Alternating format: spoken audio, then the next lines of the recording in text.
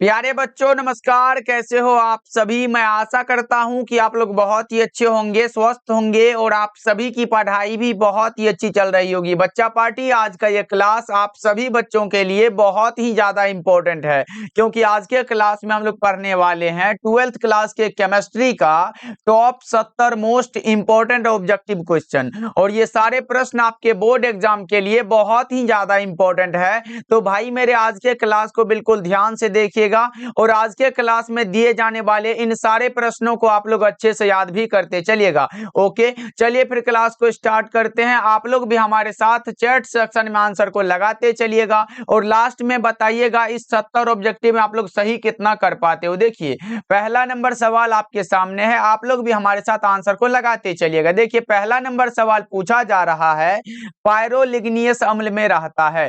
तो बच्चों आपको याद रखना है कि पायरोलिग्नियस अम्ल में जो रहता है वो 10% एसिटिक एसिड रहता है। Correct answer option number C हो जाएगा, बिल्कुल ही सही आंसर है और बहुत ही ज्यादा इंपॉर्टेंट क्वेश्चन है बच्चों, इसलिए याद रखोगे आप लोग। चलो दूसरा नंबर सवाल की ओर बढ़ते हैं। ये रहा आपके सामने प्रश्न, बता दो निम्नलिखित में किसको अवकृत करने पर सेकेंडरी एमीन प्राप्त होता है। बता दो बच्चा पार्टी क्या होगा इसका सही जवाब। तो आपको याद रखना है कार्बिल एमीन को अवकृत करने पर सेकेंडरी एमीन प्राप्त होता है। Correct answer option number C हो जाएगा। यह प्रश्न कई बार आपके बोर्ड एग्जाम में पूछा गया बच्चों, इसलिए याद रखोगे आप लोग। चलो आगे बढ़ते हैं, अगला नंबर सवाल देखो।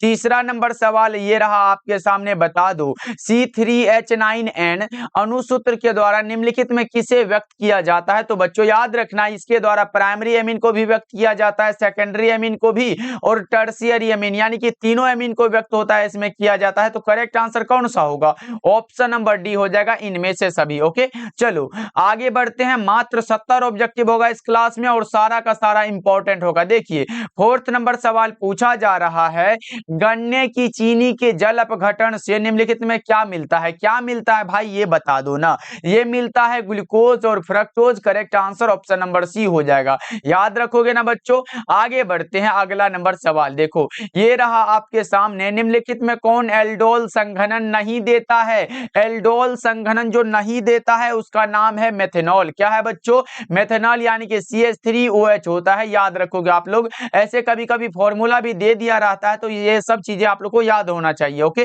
करेक्ट आंसर ए हो जाएगा। और बच्चा पार्टी आज मैं चाहूंगा कि आज के क्लास को सबसे पहले आप लोग लाइक कर दो, सभी बच्चे लाइक कर देना। जितने भी बच्चे क्लास में जुड़े हुए हो सभी बच्चे लाइक कर दीजिएगा। चलो आगे बढ़ते हैं बच्चों, अगला नंबर सवाल आपके सामने ये रहा, बता दो। ये रहा क्वेश्चन, बता दो जब फॉर्मेल्डिहाइड की अभिक्रिया अमोनिया से कराई जाती है तो निम्नलिखित में किस यौगिक का निर्माण होता है। जल्दी जल्दी से बता दो बच्चा पार्टी। तो वो निर्माण होता है हेक्सामेथिलीन टेट्राएमीन का। Correct answer option number B हो जाएगा। 6 का क्या होगा बच्चों, याद करते चलो हमारे साथ, क्लास में ही याद करते चलो भाई, तभी तो हो पाएगा ना। चलो आगे बढ़ते हैं, 7 नंबर सवाल देखो। पूछा जा रहा है, बता दो निम्नलिखित में कौन एस्टर का क्रियाशील मूलक है। एस्टर का जो फंक्शनल ग्रुप होता है बच्चों वो क्या होता है। देखो ये हमारा एल्डिहाइड का है, ये हमारा क्या है एमीन ग्रुप का है, ये कीटोन का है। तो बचा कौन सा सर, ये COOR जो होता है ये एस्टर का क्रियाशील मूलक है। Correct answer option number C हो जाएगा, बिल्कुल सही आंसर है बच्चों, याद रखिएगा। वैसे फंक्शनल ग्रुप यानी कि क्रियाशील मूलक से हर एक बार प्रश्न पूछा जाता है, याद रखोगे आप लोग। चलो 8 नंबर सवाल देखो, पूछा जा रहा है, ये रहा आपके सामने, बता दो निम्नलिखित में किसके द्वारा फॉर्मिक अम्ल एवं फॉर्मल्डिहाइड में अंतर किया जा सकता है। किसके द्वारा, तो वो होता है NaHCO3 के द्वारा। किसके द्वारा बच्चों, NaHCO3 के द्वारा। कौन सा करेक्ट आंसर हो जाएगा, 8 का आंसर बता दो। तो वो हो जाता है सोडियम बाइकार्बोनेट के द्वारा। Correct answer option number D हो जाएगा। आगे बढ़ते हैं, 9 नंबर सवाल देखो, पूछा जा रहा है, ये तो प्रश्न बहुत ही ज्यादा इंपॉर्टेंट है भाई, हर एक बार देखने को मिलता है ये प्रश्न। निम्नलिखित में किसका हिमांक अवनमन अधिकतम होगा। हिमांक अवनमन किसका अधिकतम होगा बच्चों, तो बस आपको पता होगा कि सर जिसमें अणुओं की संख्या ज्यादा होगा उसी का तो हिमांक अवनमन अधिकतम होगा। लेकिन बच्चों मैं बता दूं जिसमें यूरिया रहे, फ्रक्टोज रहे, ग्लूकोज रहे, ये सब नहीं होता है बच्चों, यानी कि ये सब आंसर कभी नहीं हो सकता है। अब बच्चा सर K2SO4 और NaCl में कौन सा होगा, जिसमें अणुओं की संख्या ज्यादा होगा। जैसे अगर NaCl की बात करें बच्चों, Na+ उसके बाद Cl यानी कि 1 + 1 बराबर 2 अणु इसमें है। लेकिन अगर K2SO4 की बात करें, इसमें होता है 2K+ होता है बच्चा पार्टी। प्लस में कौन सा होता है? SO4- होता है, यानी कि 2 1 हुआ, इसमें से 1 ये हो जाता है। 2 + 1 बराबर कितना हुआ? इसमें कौन सा होगा भाई? ये जल्दी जल्दी से बता दो कौन सा हो जाएगा। Correct answer option number A होगा, K2SO4। याद रखना, अब की बार आया था किसका? क्वथनांक का उन्नयन अधिकतम होगा। ये सब पूछा जाता है बच्चों, याद रखोगे आप लोग। चलो आगे बढ़ते हैं। 10 नंबर सवाल देखो, ये रहा आपके सामने। बता दो बच्चों क्या होगा? 1 फैराडे बराबर क्या होता है? तो सर हमने बताया है 1 फैराडे बराबर 96,500 कूलम, और 96,500 कूलम बराबर क्या होता है बच्चों? 96,500 कूलम बराबर 1 मोल इलेक्ट्रॉन होता है। याद रखना, ये पूछा जाएगा एग्जाम में, तो आप लोग लगा के आओगे। चलो आगे बढ़ते हैं। अगला नंबर सवाल देखो, 11 नंबर सवाल पूछा जा रहा है, जल्दी जल्दी से लगा दो। जब लेड संचय सेल को चार्ज किया जाता है तो निम्नलिखित में क्या होता है? क्या होता है ये बता दो, जल्दी से बता दो सर। इसमें क्या होता है? H2SO4 पुनः उत्पन्न हो जाता है। Correct answer option number B हो जाएगा। 11 का क्या होगा सर? ऑप्शन बी बिल्कुल ही सही आंसर हो जाएगा। आगे बढ़ते हैं। 12 नंबर सवाल का जवाब जल्दी से बता दो। हाइड्रोजन ऑक्सीजन सेल निम्नलिखित में किस तरह का सेल है? हाइड्रोजन ऑक्सीजन सेल पूछा गया है, तो दोनों तो भाई ईंधन सेल का ही तो एग्जांपल है। करेक्ट आंसर क्या होगा? ऑप्शन सी बिल्कुल सही हो जाएगा। 12 का अगर आप लोग सी को लगा रहे हो बच्चा पार्टी, तो बहुत अच्छे, और इसी प्रकार से आप लोग आंसर को लगाते चलो। फिर देखते हैं भाई एग्जाम में कहां से प्रश्न पूछता है। देखो बच्चों, अगर जितने भी बच्चे अभी तक हमारे द्वारा तैयार किए गए फिजिक्स, केमिस्ट्री और बायोलॉजी का इंपॉर्टेंट क्वेश्चन वाला नोट्स नहीं लिए हो, तो भाई घबराओ नहीं। अभी भी अगर कुछ नहीं पढ़े हो, तो आप लोग इंपॉर्टेंट क्वेश्चन को पढ़ के अच्छे नंबर ला सकते हो। तो हमने तैयार जो किया है वो मात्र 199 में मिल रहा है। तो कॉल करिएगा 70 70 82 16 85 नंबर पे, चाहे आप इंग्लिश मीडियम के हो या फिर हिंदी मीडियम के हो। बस फर्क इतना है कि हिंदी मीडियम वालों के लिए 199 में फिजिक्स, केमिस्ट्री और बायोलॉजी तीनों मिलता है, और इंग्लिश मीडियम के लिए फिजिक्स और केमिस्ट्री मिलता है। तो याद रखिएगा बच्चों, इसको जरूर लीजिएगा, और अभी से पढ़ के आपको अच्छे नंबर लाना है तो जरूर लेना है। चलो आगे बढ़ते हैं। अगला नंबर सवाल देखो, 13 नंबर सवाल पूछा जा रहा है। विटामिन सी क्या है सर? विटामिन सी का केमिकल नाम एस्कॉर्बिक एसिड होता है, जिसकी कमी के कारण जो रोग होता है उसका नाम है एस्कर्वी। कौन सा रोग है sir? एस्कर्वी। Correct answer option number A हो जाएगा। आगे बढ़ते हैं। 14 नंबर सवाल आपके सामने है, बता दो निम्नलिखित में किसमें कोबाल्ट उपस्थित है? कोबाल्ट किसमें होगा सर? विटामिन B12 में होगा। किसमें होगा? विटामिन B12 में, जिसका नाम है साइनोकोबाल्मिन होता है। Correct answer option number D हो जाएगा। याद रखिएगा आप लोग। चलो जी आगे बढ़ते हैं। 15 नंबर सवाल आपके सामने है, निम्नलिखित में कौन योगशील बहुलक है? भाई which of the following is an additive polymer? कौन सा होगा? उच्च घनत्व वाले पॉलीथीन क्या है? ये एक योगशील बहुलक का उदाहरण है। Correct answer option number C हो जाएगा। आगे बढ़ते हैं। ये रहा आपके सामने 16 नंबर सवाल, बता दो।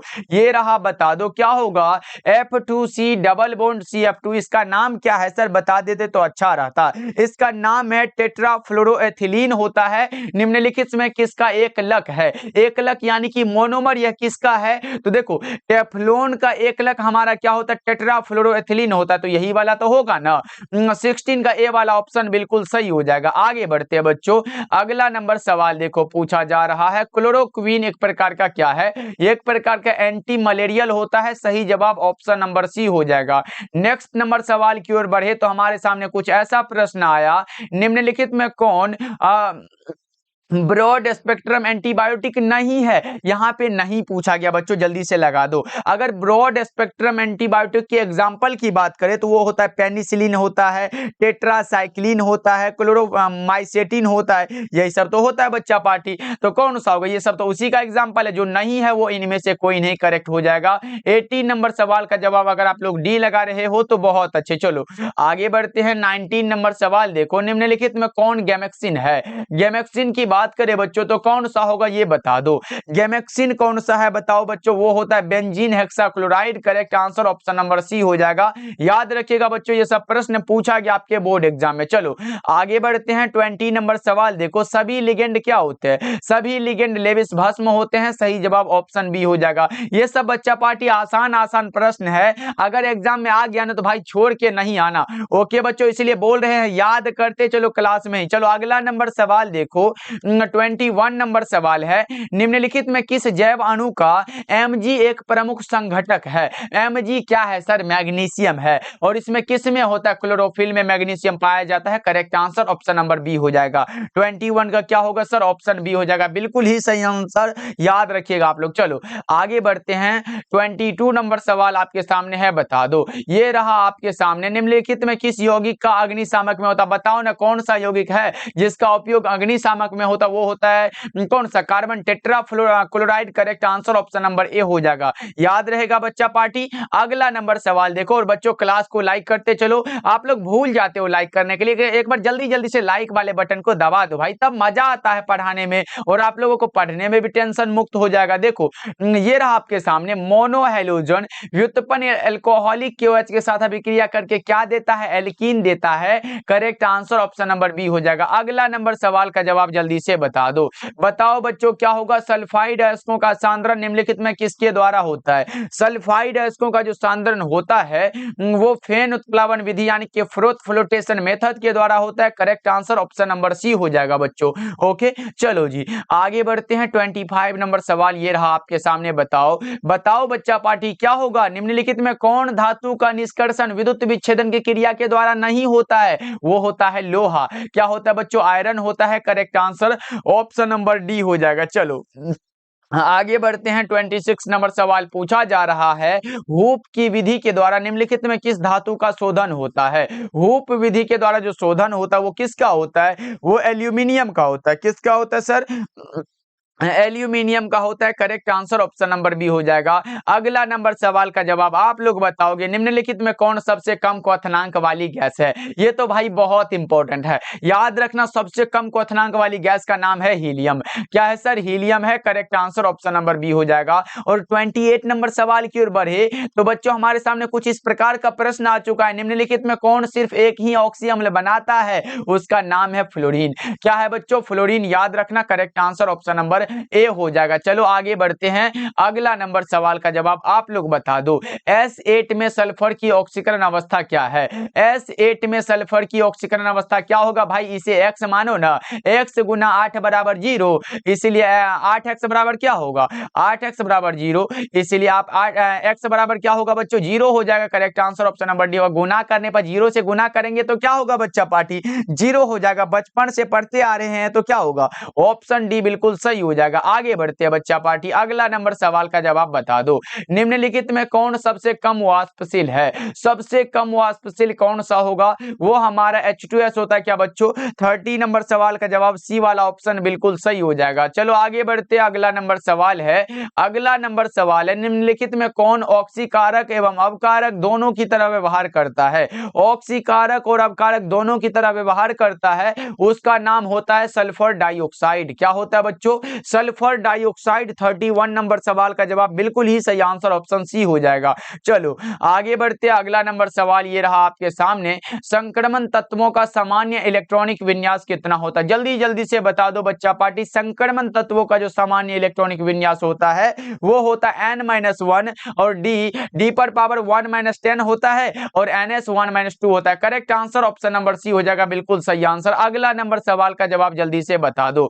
क्या होगा बच्चों? निम्नलिखित में किसमें मैग्नीज की ऑक्सीकरण अवस्था न्यूनतम है? मैग्नीज की ऑक्सीकरण अवस्था न्यूनतम पूछा गया, आप लोगों से बता दो। MnSO4 में क्या होता है? इसमें +2 ऑक्सीकरण अवस्था होता है। MnO2 में कितना होता है बच्चा पार्टी? इसमें क्या होता है? +4 होता है MnO2 में। उसके बाद हमारा MnO4 में क्या होता है? +3 होता है। उसके बाद इसमें क्या होता है? इसमें +7 होता है। सबसे कम पूछा गया, न्यूनतम पूछा गया MnSO4।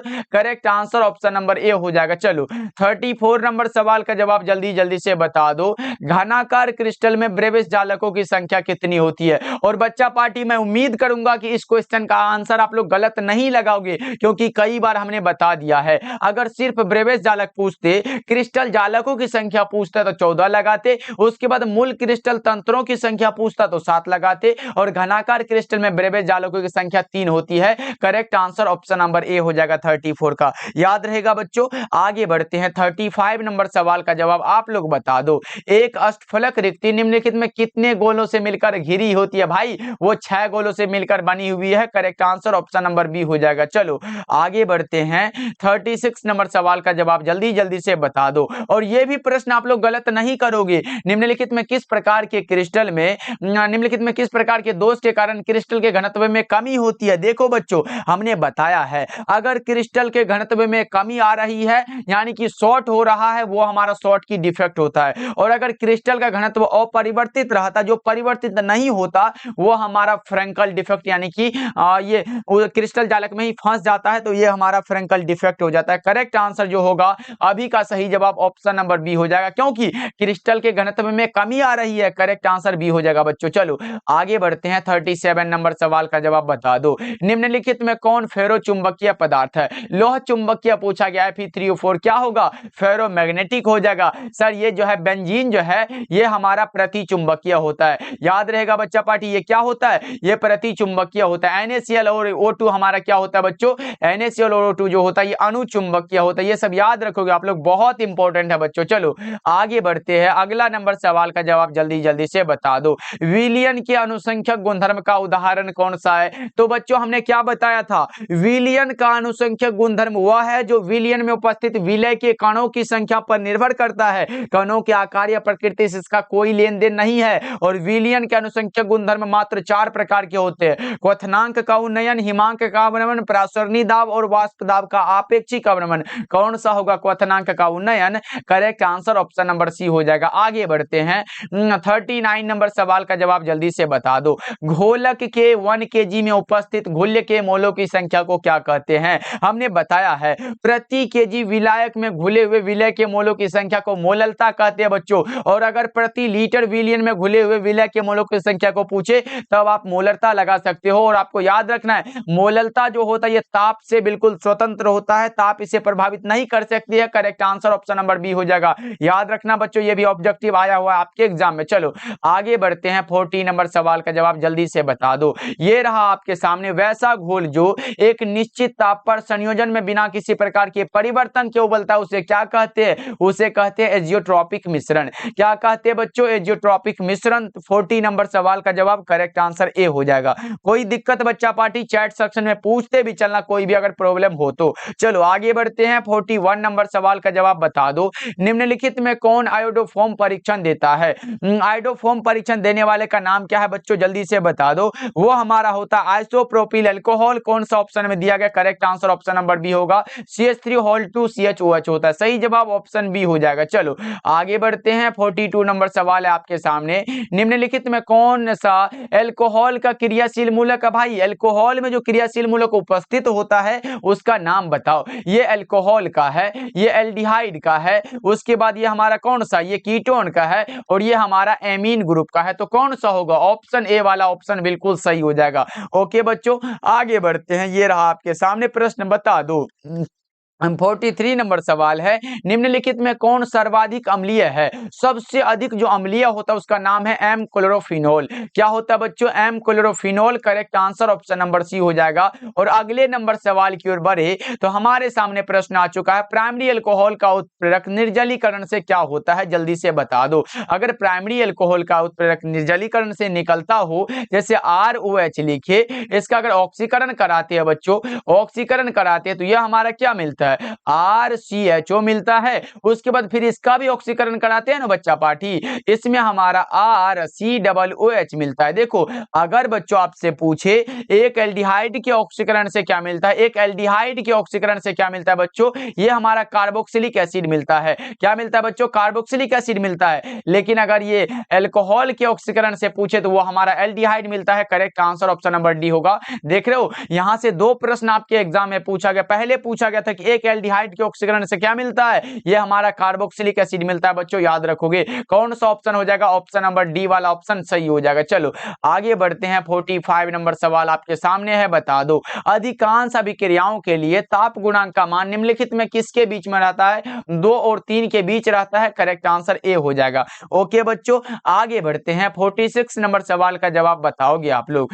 46 नंबर सवाल है, निम्नलिखित में कौन लायोफिलिक कोलाइड नहीं है। लायोफिलिक किसे कहते हैं बच्चों, द्रव स्नेही को, द्रव से स्नेह करने वाले को। देखो दूध हुआ, गोंद हुआ, खून हुआ, ये सब हमारा है, लेकिन कुहासा कहां से आ गए भैया, ये नहीं होता है। Correct answer option number C हो जाएगा। अगला नंबर सवाल का जवाब जल्दी से बता दो, स्टार्च के जल अपघटन में निम्नलिखित में किस एंजाइम का उपयोग होता है, वो डाइस्टेज होता है। कौन सा बच्चों, डाइस्टेज का correct answer option number D हो जाएगा।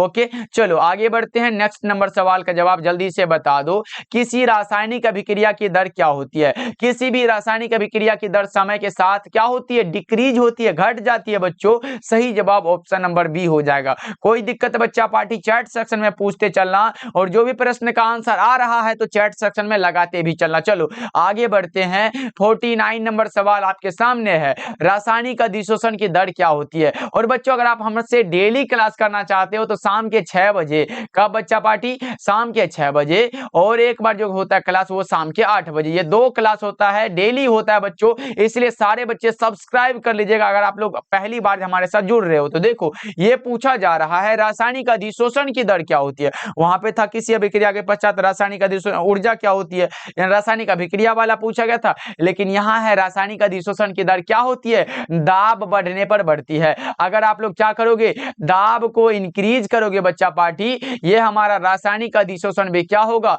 ये भी हमारा बढ़ेगा। Correct answer option number D हो जाएगा। अगला नंबर सवाल का जवाब बता दो, पृथ्वी की परत में सबसे अधिक मात्रा में पाया जाने वाला कौन सा धातु है, तो वो हमारा हो जाता है एल्यूमिनियम। कौन सा है बच्चों, aluminium. Correct answer option number A हो जाएगा। ओके चलो आगे बढ़ते हैं, 51 नंबर सवाल आपसे पूछा जा रहा है, निम्नलिखित में कौन रेडियो एक्टिव उत्कृष्ट गैस है। रेडोन कहां है भाई, ऑप्शन डी में दिया गया है, बिल्कुल सही आंसर है। चलो 52 नंबर सवाल का जवाब जल्दी से बता दो, निम्नलिखित में किस उत्कृष्ट गैस के द्वारा सबसे ज्यादा यौगिक बनता है, उसका नाम क्या होता है, यानी कि ज़ेनॉन होता है बच्चों। Correct answer option number D हो जाएगा। 52 का याद रखोगे ना, बहुत अच्छे बच्चा पार्टी। चलो आगे बढ़ते हैं, अगला नंबर सवाल का जवाब बता दो, 53 नंबर सवाल है, निम्नलिखित में कौन तापदृढ़ प्लास्टिक है, या फिर तापदृढ़ बहुलक भी पूछे, बैकेलाइट लगाना बच्चों। सही जवाब ऑप्शन नंबर डी हो जाएगा। आगे बढ़ते हैं, 54 नंबर सवाल है, लोहे का मुख्य ऑक्साइड अयस्क कौन सा है। देख रहे हो यहां से 2 प्रश्न एकदम आराम से बन रहा है बच्चों। पहले आपसे एक बार पूछा गया था कि निम्नलिखित में कौन ऑक्साइड अयस्क है, तो बस इतना को याद रख लो बच्चों, जिसके लास्ट में ऑक्सीजन लगा हो वो हमारा ऑक्साइड अयस्क है, जिसके लास्ट में सल्फर हो। अगर सल्फाइड अयस्क की बात करें जैसे कि ZnS, यानी कि ये लास्ट में सल्फर लगा है, ये हमारा क्या होगा, जिंक सल्फाइड जो होता है ये हमारा सल्फाइड अयस्क होता है। जैसे अगर बात करें PbS, क्या होगा बच्चों, यहाँ पे PbS लिखे, यानी कि गैलेना जो होता है ये क्या होता है, ये हमारा होता है सल्फाइड का एक एग्जांपल है। लेकिन उसी जगह बच्चों आपसे पूछेगा, क्या पूछेगा सर, अगर पूछे Fe2O3, क्या पूछेगा, Fe2 और O3 क्या पूछेगा। देखो इसके लास्ट में क्या है, ऑक्सीजन लगा है, और ये किसका फॉर्मूला है सर, हेमेटाइट का। करेक्ट आंसर बी हो जाएगा। क्या होगा बच्चों, ऑप्शन नंबर बी हो जाएगा। याद रखिएगा वैसे लोहे का जो मुख्य अयस्क ये हेमेटाइट होता है, लेकिन एक प्रश्न इसीलिए हमने बता दिया कि हेमेटाइट का नाम होता है ऑक्साइड अयस्क, उसके बाद ZnS सल्फाइड अयस्क, उसके बाद PbS सल्फाइड अयस्क, याद रखोगे आप लोग। चलो आगे बढ़ते हैं, अगला नंबर सवाल का जवाब ये रहा आपके सामने, बता दो विटामिन ई की कमी से निम्नलिखित में कौन सा रोग होता है। विटामिन ई की कमी से बता दो, जल्दी से बता दो। ओके चलो बहुत अच्छे बच्चा पार्टी, बट जल्दी से लगा दो, बहुत अच्छे। देखो अगर विटामिन B1 की बात करें तो ये बेरी बेरी होता है, जैसे विटामिन C स्कर्वी होता है, विटामिन ई जनन क्षमता में कमी। Correct answer option number C हो जाएगा, याद रखिएगा आप लोग। चलो आगे बढ़ते हैं। 56 नंबर सवाल है, क्रिस्टलीय तंत्र की कुल संख्या कितनी होती है? ये तो बच्चा पार्टी बच्चा वाला सवाल है, तो 7 लगा के निकल लो तो बिल्कुल सही हो जाएगा। चलो आगे बढ़ते हैं। 57 नंबर सवाल पूछा जा रहा है, प्राकृतिक रबर निम्नलिखित में किसका बहुलक है? प्राकृतिक रबर जो बहुलक होता है वो आइसोप्रीन का होता है। किसका होता है बच्चा पार्टी? आइसोप्रीन का है। Correct answer option number C हो जाएगा। चलो 58 नंबर सवाल का जवाब बता दो। 58 नंबर सवाल का जवाब सभी बच्चे लगा दो। निम्नलिखित में कौन सहसंयोजक ठोस है?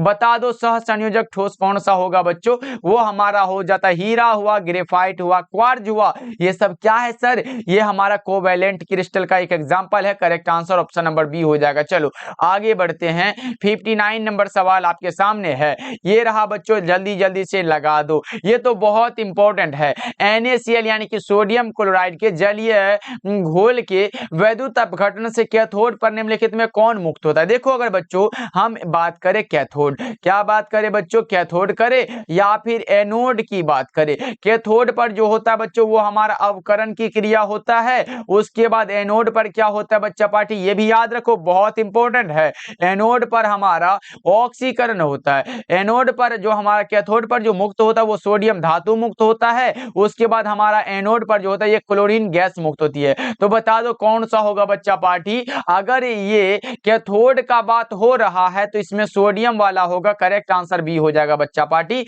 समझ में आया कि नहीं? चैट सेक्शन में बता दो और क्लास को एक बार लाइक कर दो बच्चा पार्टी। देखो निम्नलिखित में किस विटामिन में निम्नलिखित में कौन सा विटामिन है जो जल में घुलनशील है? बच्चों हमने बताया है, क्या बताया है सर? कि हमने बताया है कि ऐसे कार्बनिक पदार्थ जो जंतुओं तथा मनुष्यों के शरीर की उचित वृद्धि तथा उनकी जैविक क्रियाओं के लिए आवश्यक होता है उसे हम लोग विटामिन कहते हैं। विटामिन दो प्रकार से ये विभाजित किया गया, एक हमारा जल में घुलनशील विटामिन और दूसरा हमारा वसा में घुलनशील विटामिन। जल में घुलनशील विटामिन बी कॉम्प्लेक्स सी होता है और वसा में घुलनशील विटामिन ए होता है, डी होता है, ई होता है और के होता है। ये वसा के लिए है और ये जल के लिए है। बी और सी किस में दिया गया? करेक्ट आंसर सी हो जाएगा। सर देख रहे हो ना कितना आसान आसान प्रश्न पूछा जाता है एग्जाम में। चलो 61 नंबर सवाल देखो, एंजाइम क्या है? एंजाइम प्रोटीन होता है। क्या होता है बच्चों? प्रोटीन। करेक्ट आंसर सी हो जाएगा। चलो आगे बढ़ते हैं बच्चों। 62 नंबर सवाल पूछा जा रहा है, कॉपर पाइराइट का सूत्र क्या होता है? कॉपर पाइराइट का सूत्र CuFeS2। क्या होता है बच्चों? CuFeS2। Correct answer option number B हो जाएगा। ओके चलो आगे बढ़ते हैं। 63 नंबर सवाल का जवाब बता दो, उजला और पीला फास्फोरस क्या है? उजला और पीला फास्फोरस जो होता है वो अपर रूप होता है। क्या होता है बच्चों? अपर रूप। करेक्ट आंसर ए हो जाएगा। चलो 64 नंबर सवाल पूछा जा रहा है, निम्नलिखित में कौन धातु अम्ल से अभिक्रिया कर हाइड्रोजन गैस मुक्त नहीं करता? उसका नाम होता है कॉपर। क्या होता है बच्चों? कॉपर। करेक्ट आंसर सी हो जाएगा। चलो 65 नंबर सवाल है, बेरवादार ठोस पदार्थ है। बेरवादार कहने का अर्थ है कि नॉन क्रिस्टलाइन सॉलिड पूछा गया आप लोगों से। जल्दी से बता दो, जल्दी से बताओ ना बच्चों। देखो ग्रेफाइट की बात करें तो ये हमारा कोऑर्डिनेशन कंपाउंड हमारा क्या होता है? कोवैलेंट कंपाउंड होता है, सहसंयोजक क्रिस्टल है। हीरा भी सहसंयोजक क्रिस्टल है। सोडियम क्लोराइड कौन सा होता है बच्चों? ये आयनिक क्रिस्टल होता है। तो कौन सा होगा? ये सब तो क्रिस्टल है, इनमें से सभी कोई नहीं, क्योंकि कांच होता तो लगा देते ना सर। ये बेरवादार है, कांच आए, क्वार्ट्ज, ग्लास है, ये सब क्या है? ये हमारा नॉन क्रिस्टलाइन सॉलिड का एग्जांपल है। Correct answer option number D हो जाएगा बच्चों। चलो आगे बढ़ते हैं। 66 नंबर सवाल है, ओलियम का सूत्र क्या होता है? ओलियम का सूत्र है H2S2O7। कहां दिया गया सर? ऑप्शन ए में दिया गया है H2H2O7। ओके चलो आगे बढ़ते हैं। अगला नंबर सवाल आपसे पूछा जा रहा है, निम्नलिखित में कौन जिंक का अयस्क नहीं है? जिंक का अयस्क नहीं है कौन सा? बताओ। ये बॉक्साइट कहां से आ गया सर? बॉक्साइट जो अयस्क होता है ये एल्यूमिनियम का होता है। किसका होता है बच्चा पार्टी? याद रखिएगा, बॉक्साइट एल्यूमिनियम का अयस्क होता है।